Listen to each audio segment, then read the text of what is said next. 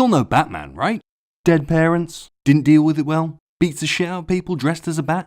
Yeah, that guy. We all thought we'd found the best on-screen Batman yet, but it turns out Ben Affleck is no longer the Cape Crusader, which brings up many questions. Namely, who will don the cape and cowl next? And how will a new Batman fit into the established DCEU? But there's a further question. Do we really need another Batman movie? So in this video, we'll be sifting through the character's enduring popularity and some of the motivating factors behind the scenes to determine exactly why we're getting another one. The news Ben is out isn't much of a shocker. We all remember Sadflick, don't we? The writing has been on the dead sidekick's costume for some time now. We can't speak on the exact reasons as to why Ben stepped away, but it probably has a lot to do with the shit show that is the DCEU. Regardless, the fans love Batflick, except when they didn't. But Ben wasn't the first to encounter a backlash. As far back as Batman's first modern outing in 1989, fans have been complaining about casting choices. He's too short, he's not Michael Keaton, his nipples are weird, he's too Welsh, and he was already Daredevil. There's this love-hate relationship with the character because we all want to see him portrayed the right way on screen, which will continue on and on because, as sure as Kel loves orange soda, I do, ooh. We're gonna get more of these movies, which brings us to our first point, the ubiquitousness of Batman. In just 30 years, there have been 9 live-action outings for the Cape Crusader. 10 if you count Suicide Squad, which no one does. And in that time, we've seen almost everything from the Batman. Even the Batwang. Everyone and their Martha has a favourite Batman moment. The brooding, the I'm Batmans. Sometimes he slides down dinosaurs. The point is, there may be a sense of bat fatigue creeping in. Even with Matt Reeves' track record, are audiences going to flock to see a new Batman film?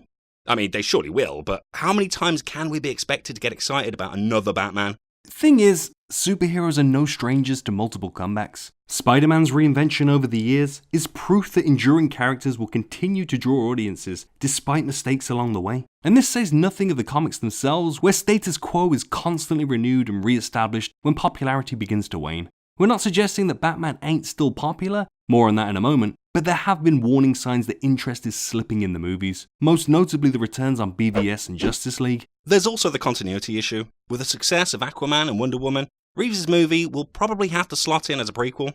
This is a younger Batman after all. Hopefully not this one though.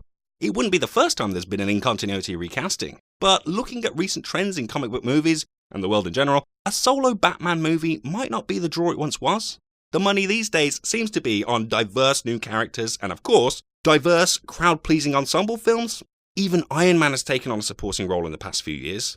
Because diversity. Short of recasting him as an Asian American transgender bunny wabbit, Batman ain't bringing much of anything new to the table, at least in terms of diversity. The obvious underexplored aspect of the character is his detective skills. There have been some attempts to bring this to the screen, but supposedly Reeves will put this aspect front and center. Hey, if he can get you emotionally invested in a bunch of monkeys, he can surely pull off Columbo. Even if he nails the Batman though, what comes next? More sequels with even fewer interesting narrative straws to clutch at? Because we've already had so much Batman on screen? Anyone remember how Nolan struggled to cap off his trilogy after The Dark Knight? And yet Batman continued to be popular. The bottom line is, Batman is one of the world's most favoritist heroes, raking in hundreds of millions of dollars each year just in licensing. So it's simple. New Batman movies equals new Batman licensing deals equals new Batman moolah. But here's the kicker.